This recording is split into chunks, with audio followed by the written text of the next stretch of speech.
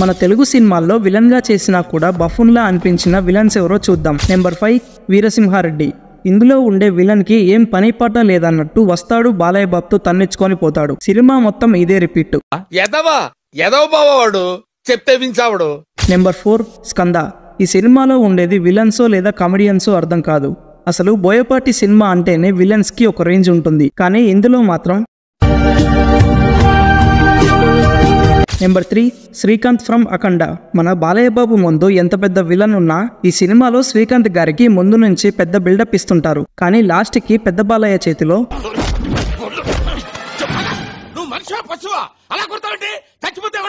Number 2 Bhanwar Singh Shekhawat. నాకు అప్పుడప్పుడు అనిపిస్తుంది ఈ సినిమాలో విలన్ లేకున్నా స్టోరీలో పెద్ద చేంజ్ ఏమి ఉండదని. పుష్ప 2 రిలీజ్ కి ముందు ఫాహద్ గారికి ఉన్న హైపు అంతా ఇంత కాదు, కానీ సినిమా చూసిన తర్వాత ఆడియన్స్ అందరూ. And finally number 1 Bhairava in Devara. అసలు ఈ సినిమా చూసాక ఈ క్యారెక్టర్ కోసమా బాలీవుడ్ యాక్టర్ అయిన సాయిఫ్ అలీ ఖాన్ ని సెలెక్ట్ చేసింది అనుకున్నా. సినిమా మొత్తం దేవరా దేవరా అని నామస్మరణం చేయడం తప్పితే ఇంకేమీ ఉండదు. అలాగే మీకు ఓవర్ గా అనిపించిన విలన్ రోల్ ఏంటో కామెంట్ చేయండి.